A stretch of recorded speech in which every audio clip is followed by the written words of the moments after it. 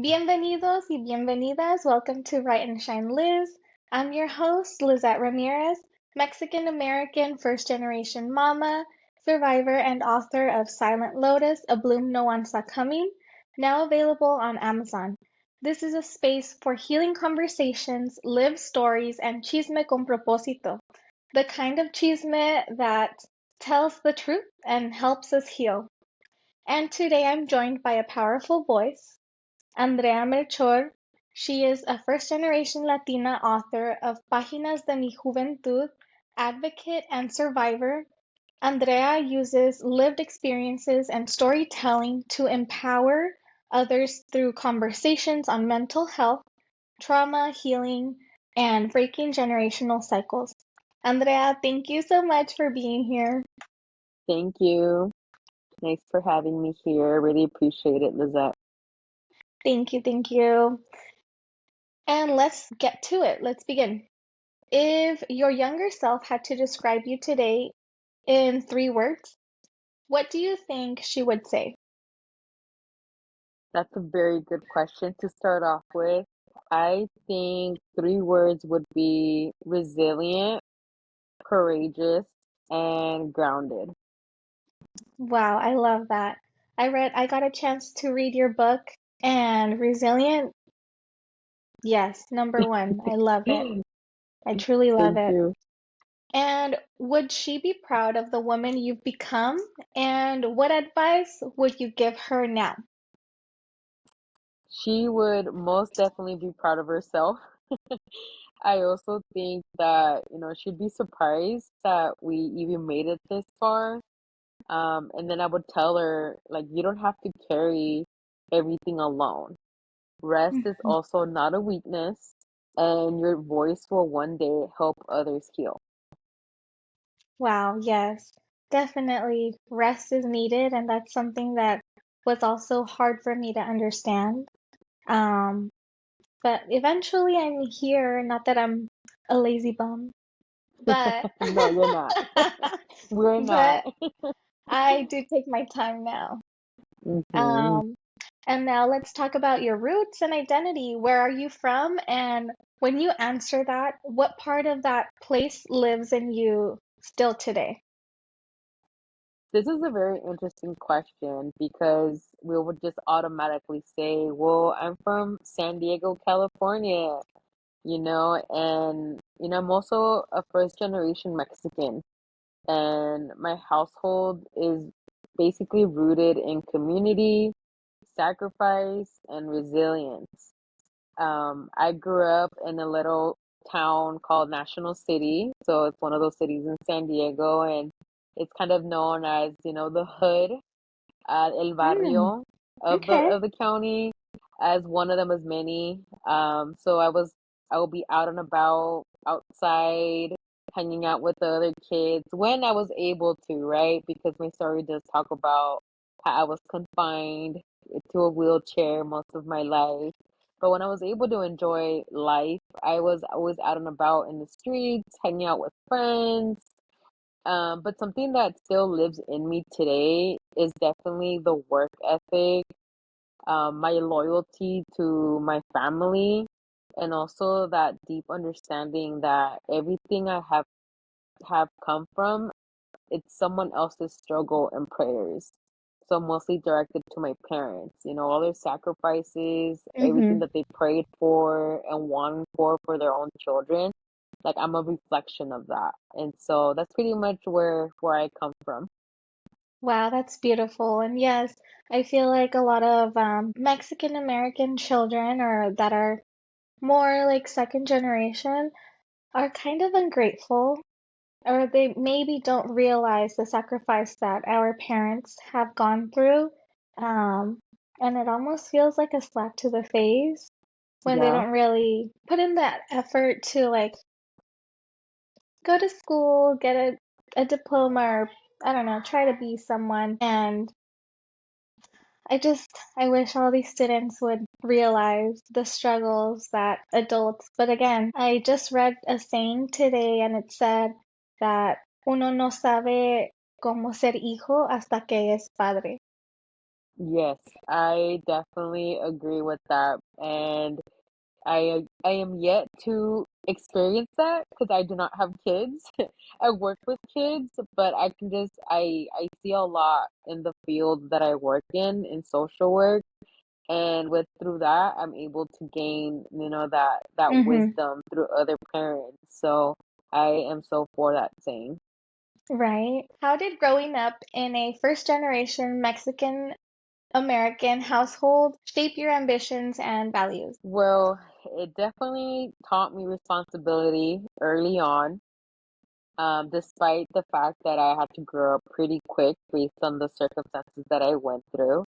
I learned to dream big while staying grounded. Despite my adversities and like the challenges that I went through, I having a degree was the goal. Like going to college was something that I really wanted to experience and make something out of my life. And so, and it was just not just for myself, but my family. That's something that they always talked about since I grew up. Education is always a priority in our family. And so it shaped my values around perseverance, gratitude, and just using education and now storytelling as tools for change. I love that. Um, what was the moment that made you say, I need to put my story into a book? You know what, Liz? I think it was not just one moment. I think it was years of silence that were just adding up. I realized that I was carrying this story of mine as shame and guilt, but in reality, it deserved to be seen and heard, especially the younger version of me, who needed proof that survival can turn into purpose. Wow, yes. I bet that was very lonely being confined. Y'all, I can't imagine. And I And feel there for were you, but oh, go Yeah, ahead, and there sorry. were times that like I hid it from people. Like the only time that I would bring my stuff, like my health issues up was when I would wear a skirt or shorts because the Mm. scars were visibly there on my legs. And so I was always shameful wearing, skirts and shorts. And I even, when I was of age and I was able to get a tattoo, I actually covered my right side, my right leg of that tattoo. So on my pictures that you see on my social media, like you'll see that tattoo. Well, it covers up one of the scars. And it was kind of my creative way to cover it up. But I ended up being, like, why? Yeah. And so, I mean, I still am interested on my left side, but I think I like how, I added a little bit of art into my body that kind of aims towards my scars. And what tattoo is it? So it's just a branch of flowers. It starts off with like a sunflower, which I love sunflowers, and then it goes down to my kneecap and like all the way close to my ankle. So it does cover most of my right leg, which covers most of the point was to cover the scar, which was literally a vertical line that was going down close to my ankle from my kneecap all the way down. So that was the purpose of getting that tattoo to cover that up, back when I initially thought of it. Now it doesn't matter now. It's just art that I have. I want to say that is also one of my favorite flowers. And when I seen it on you, I was like, oh wow, she also likes sunflowers. I never would have thought that you had a scar underneath that. So, I mean, it covers it up beautifully, and it's a piece of art that you love. So, hmm Páginas de mi Juventud is such a powerful title. What do those pages represent for you personally? When I first thought of this title, I wanted it to represent my life, of course, but I couldn't write my whole life in this one book. And so I had to be very diligently and very intentional of what I was going to be talking about. And so that's why they're pages. And they represent the chapters of growth. Some painful, some hopeful, all formative. But those pages are definitely moments I once wanted to forget and I was shameful about, but now I honor them because they shaped who I am today. Wow, yes. Oh my gosh, that's so beautiful. And was there a chapter or story that felt especially vulnerable or hard to share? Well, writing the whole book was hard, period. I bet. But I think the one part of the book that I took weeks to do was the letter to Pequeña Andreita, so the letter to younger Andrea. Just because I had to reflect, give myself that grace, which is something that we don't tend to do a lot. Like, we don't talk about our, like, oh, I did this today. I'm so proud of myself. Like, I overcame this, or so that letter was definitely very emotional and therapeutic for me. And that's just one part of the book that I don't really go all the way into. I just wrote it, it's out there. Once in a while I do read it, but it does still when I read it, it does bring up a lot of emotion still to this day. Oh my goodness, I can totally relate. I also added a chapter in my book with a letter to my younger self, and I mean, I've read it a few times, but every time I read it, I have like this knot in my throat. I'm like, okay, I'm gonna close it up now. It's time to put it away for a bit because it's, Yeah, I described a lot how I was in the hospital. Like how many times I was laying in those beds and alone sometimes and and just kind of I wrote it in a way where like I hyped myself up. Like even though you went through all of this, in the end you overcame. But man, it's one of those things that we don't have experience at all. Like they don't give us this type of homework at school. you had me bawling. You had me bawling at that part too. I mean, ugh, yeah. I had like, what's it called? Goosebumps all over me. I'm Escalofríos. like, ah, and I was like ugly crying. I'm like, no, why'd she write this? But it was beautiful. It was beautiful. Oh, thank you. As a first generation Latina, what unspoken expectations did you grow up carrying? I think the biggest one was just to be strong, you know, like not complain, always show gratitude, even if at the cost of my own needs. And I Mm, carried that expectation to succeed quietly and endure without asking for help. And a lot of that happened when I was moving on to college. The expectation was to go to um, college, and so I had to work, get good grades, do those community service hours, those letter of recommendations, like the whole application process just to get to college itself was very tedious, especially doing it by myself. But yes, those expectations really grew in me, even through like my career, because I wanted to be that one perfect worker. I wanted to make sure I got everything right. But in reality, we don't have it all. Like we don't learn everything in one day, or it takes yeah, weeks or even months. So those are some of the expectations that, we don't really talk about. I agree. That is one thing that was passed down to that expectation to just be strong and take it and endure, like you said. It's something that is kind of hard to unlearn. I think also, while talk like in this topic, to be strong for me, it was like you're going on to the next surgery. Like you have to be strong physically for the next surgery. Like you have to go through it no matter what. And of course, right, that I had no other choice if I wanted to recover.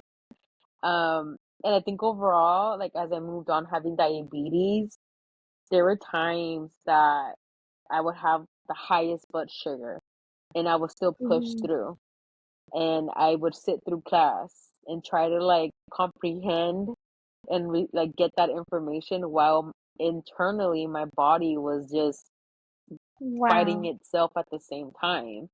And so to be strong physically was always like like up front for me. And it took me a while to kind of like, wait, like you also have to be strong mentally. When to say no, when to pause, when to do self-care, reset. And so, yeah, to be strong was definitely one of those things that I Hmm. went through in a physical component. And it took me a while to kind of learn and set those boundaries for myself. Like, I can also be strong in other ways, not just physically. So, Wow. Yeah, that's super powerful. My goodness. I can't imagine. Oh my gosh. And what do people often underestimate about first gen students and first generation women? girl, I think they underestimate how much we carry while we're still showing up for ourselves. Like we're trying to get that degree, but it ain't easy, you know? I was the first one in my family to go to college, and I had to learn the application for FAFSA. I had no idea about taxes. I had it at one point I had my parents like taxes in my hands. I'm like, what am I supposed to do with this info so I can get free money for college?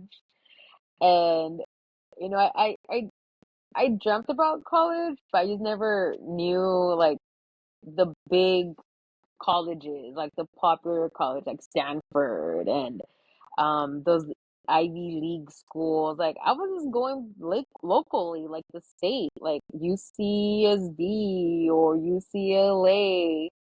I Yeah. mean, I ended up going to San Jose State University, which was, you know, great opportunity. I took it and I was very honored, and my parents supported me through that whole process.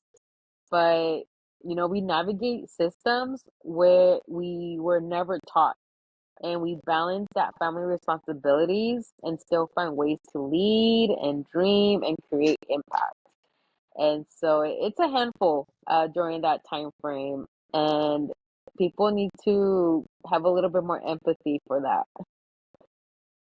I agree. I do remember also filling out my FAFSA application and my mom being there because my dad was at work. Um, and like you said, having their taxes in my hands, not knowing still how to fill out the application. And I was just like, I felt so dumb. I felt so dumb because I didn't know how to. And I'm also the eldest. So I couldn't like, there was nobody to show me. Yeah, Thankfully there was a teacher there that was like able to help, and I was able to get approved because we were low income. And yeah, it's that moment that, like you say, people should have more grace for first yes, generation students and first generation women trying to go to college and yes, get their most definitely. education. Hmm. What did healing look like for you before, and how does it look like for you now? Whew, good question, because healing can be interpreted in many different ways. Yeah, like, Back then, I would say healing really looked like just surviving, like survival mode. You know, trying to get my education, trying to find a career, trying to stay literally alive because of my condition being diabetic. And I talk about that in my book, how I struggled to accept it. And I grieved a lot. And I rebelled and I negotiated with myself and negotiated with my life actually, because I made some pretty intense decisions that it got to the point where I was in the deep hole, and a doctor would, you know, straight up was like, prepare yourself for the consequences, the complications. And so I definitely encourage viewers to read my story. It is definitely a roller coaster. But yeah, now for me, you know, it's more intentional and listening to my body for sure, mhm. setting boundaries, asking for help and allowing myself that grace again. Is no longer about just getting through life. It's also about living life fully and honestly. And that's, my intention moving forward. I love that. I truly do. And what's one mental health conversation you wish was normalized sooner in your family or just in our community? I wish conversations around mental health and chronic illness had been more normalized earlier, especially the idea that struggling doesn't mean that you're weak or ungrateful. Acknowledging emotional pain, the burnout, the anxiety without shame, which had changed many of us learning to cope and heal. And I was the first one in my family to be diagnosed with diabetes. And when I got that news, it was a huge question mark. Like, how or why? No one in the family, dad's side or mom's side, ever dealt with diabetes. And so for me to end up with it at the age of 12, 13, like what happened? And that's where the whole acceptance and grieving started for me. And it was just a struggle. And there were times that I felt weak or like something was wrong with my body. And so it took a while to kind of acknowledge what I had and asking for help too. And asking for help for me meant first to ask for those medical devices that I now use proudly, which is my glucose monitor, my sensor, and my insulin pump. They're with me 24/7. And if that was the first step to like being able to take control of my life again with diabetes. Yeah, wow. That is like a conversation that should be at like what is it, like the top? Because I mean, a lot of our family members also have, let's say, diabetes, high blood pressure, and cholesterol or whatnot. And it's like they always are ashamed and they just, yeah, I'm sick, but let's not talk And they about it. neglect it, they don't understand the consequences. And with diabetes, when they told me about complications, I went and I Googled what are the complications for if you don't take care of diabetes. And I saw the list. It was amputation of the legs, because that's the first area that, diabetes, affects. And then unable to feel like like my fingertips, like not able to like grasp and feel certain items, my eyesight. It was like every part of my body had something like there was a downfall for it. I'm like, no, like something needs to happen. I'm 25 years old. I still have a whole life ahead. And I just got my degree. Like, how am I gonna be able to aprovechar my degree if I can't even take care of myself or take care of my health? So, I share this with viewers that you can get your degree, work super hard, but if you don't take care of yourself first, all of that's not gonna be worth it. Like you're not gonna be able to enjoy it. It's gonna be a struggle for you. So I think that's the biggest thing that I would want viewers to listen and take out of this topic. Yeah, so for whoever's watching, please don't ignore your physical health.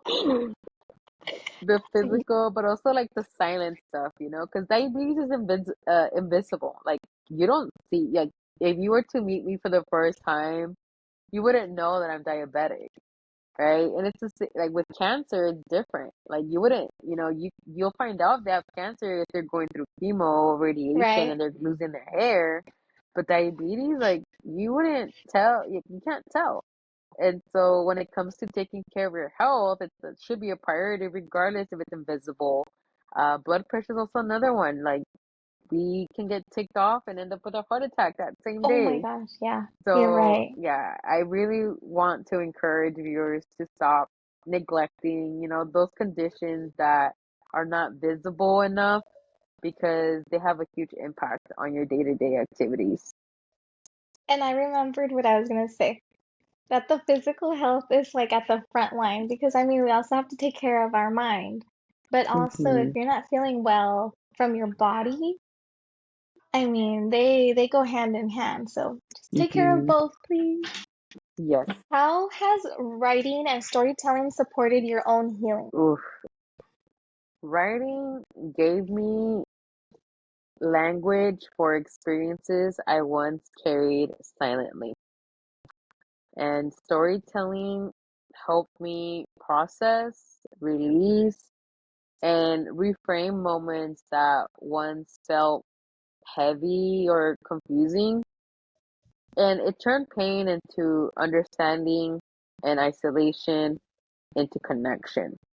And reminding me that my story does have value, not just for me, but for others who see themselves in that story.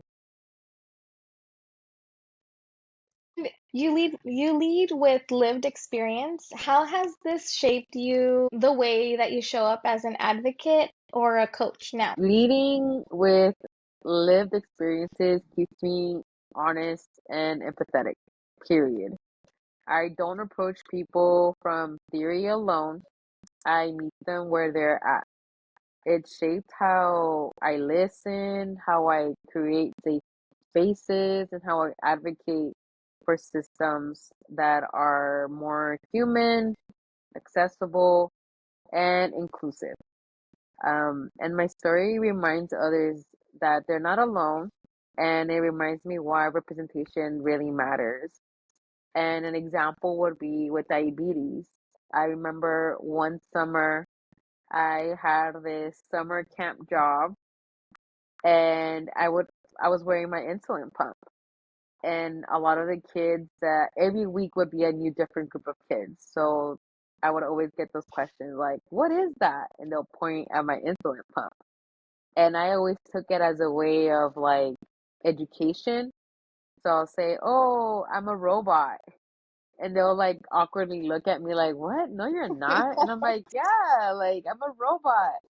But then I'm like, "No, like, if you eat, if you don't take care of yourself or eat excessive sugar, you end up taking this medicine called insulin." So then I start going into it a little bit more, depending on the kid's age, right? But I always made it more like fun and educational, especially for youth, than like, you better take care of yourself or else this and this and this, or this is what can happen to you. Like kind of like more demeaning, which it should also be that way for, adults that don't understand. Mm-hmm. But it's a I like it. I try to keep it in a positive way and in a way where also youth can take it like, oh my God, like my counselor has diabetes and she's over here like, teaching me how to do slime or whatever Yeah. activity that happens in the summer. So I like being an advocate. I love that perspective that you're taking because I would say that a lot of adults in children's life are very demeaning or very demanding, instead of like, hey, look at this. Let me show you. Let me tell you all about it. Just for you to have that knowledge and to know about what this is instead of like, you better watch out, you Yeah, know? and as an adult in my workplace, I've always made it clear. Like that's one of the things that like express to my supervisor. When there's moments of like transition to a new supervisor, that'll be one of the topics that, hey, by the way, I'm diabetic. If you notice these type of things, like, don't be afraid to check in on me. Like, hey, have you eaten lunch? Have you taken a break? Do you need a break? So kind of like my way of like, this is where I'm at. And in order for me to continue doing my job, this is what I need you to do for me in case this X, Mm-hmm. Y, and Z happens. And it kind of holds me accountable too to take care of myself, to be able to do what I enjoy most at work. I love that. And what's a message from a reader or student that reminded you, this is why I do this?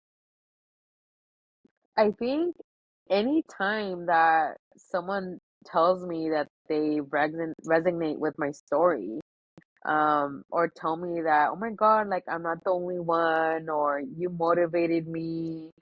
That resiliency part, that sometimes people need in whatever circumstances. It doesn't even have to be health, times are rough these days.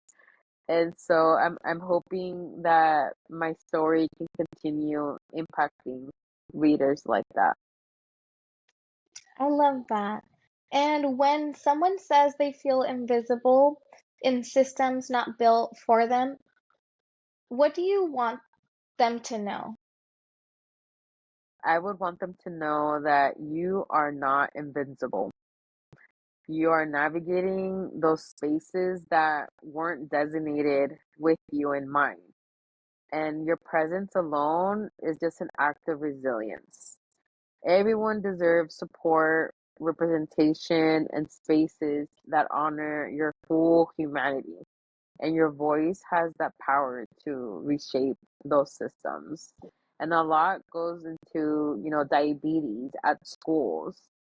I hear stories where teachers don't believe their student of having diabetes, or like wanting to go check their blood sugar, and they're being withheld to go to the nurse's office. Those stories are so real, and I am all for advocating.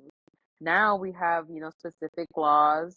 It's not all across the United States yet, but it should be across all boards because it's humanity. We need insulin to survive and continue. It's not our cure for diabetes, but we do need that to, sustain and do our day-to-day activities. Wow, yes, definitely feeling in touch with all the other younger generation. And you have an upcoming book presentation on February 7th in San Diego. What can attendees expect from that experience? Yes, I do have my book presentation celebration coming up. I know you are going to be there too. And, I really hope that attendees can expect an intimate, meaningful space centered on storytelling. Also, reflection and a lot of connection. It's not just a book signing, as amazing as it is, but it's also a conversation about healing, and identity, and breaking those cycles. So I'm hoping, this room is filled with our community and with shared experiences. Wow, yes, I am so excited to be there. I cannot wait. I'm like, how far away is it? Like 2 more weeks? It's actually, Yay! yeah, less than 2 weeks away. Ooh, Countdown begins. woo. So yes, and where can people buy their tickets?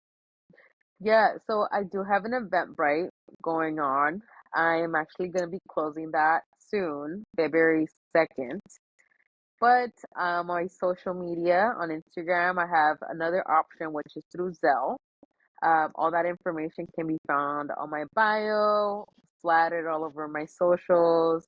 And we can definitely work something out, and it includes the entrance and a copy of my book signed. There's gonna be some awesome food with some vendors like Casa Chocolate, so like apples, chocolate covered apples, and Lumiere coffee, Colombian coffee. Ooh. I love coffee, so I just had to add that little touch. And then tacos. You can never go wrong with tacos. And so it's Mm-hmm. going to be a whole menu. And then you get a gift. So I have a gift lined up for all my attendees that event. And then it's also an opportunity to network with other authors. So if you ever are interested on writing your own book, that is definitely an event you can go to. A lot of authors are going to be there, and they can definitely share their experiences with you as well. Yes, so please go follow Andrea Andrea Melchor, author. It's on on Instagram. Instagram. Yes, Instagram, TikTok. I'm on Facebook. I recently opened an Indeed. And yeah, so basically, I think I covered most platforms. So follow me. I do a little bit of my diabetes, funny stuff. I also do about my fitness journey, and I also just share about like building a business. So it has a little bit of, humor in it as well. I love your content. It's funny, and then there's some that are when you're at the gym. There was one where I was very interested because you were not feeling well. You posted it, and I was so confused. I was like, huh? I'm like, Oh, when I had a wait, low what is blood she feeling? sugar. Yes, I was very concerned. I was like, I hope somebody helped her. But Yeah, you then you explained, I can't remember, but you explained yeah, what had happened, and I'm like, what are you feeling? Like, what is going on? So, I yeah. mean, just for people to know. Yes, Yeah. being diabetic, definitely a 24-hour, 7 days a week, no vacation, no PTO, no sick leave. Like there's like and your emotions have a big impact. So that's why it's very important to have a work-life balance. Okay, and lastly, finish the sentence. As a first generation Latina, my story matters because Because it reflects the strength, sacrifice, and resilience of so many who were taught to stay silent. And choosing to share it creates space for healing, representation, and possibility. wow, that is, yeah, I love that. It's the sacrifice, the strength, the resilience. It's all for me. I love it. And Andrea, I want to thank you so much for reminding us that sharing your truth, honoring your roots, and choosing healing doesn't just change your life. It opens doors and creates space for so many others to feel seen and supported. Also, muchísimas gracias for everyone watching. I'm Lizette, and this is Write and Shine Liz, where we share, heal, and shine one conversation, one story, and one chisme con propósito at a time. Nos vemos on the next episode. Bye, Andrea. Thank you so much. Bye. Thank you. Thank Thank you. you.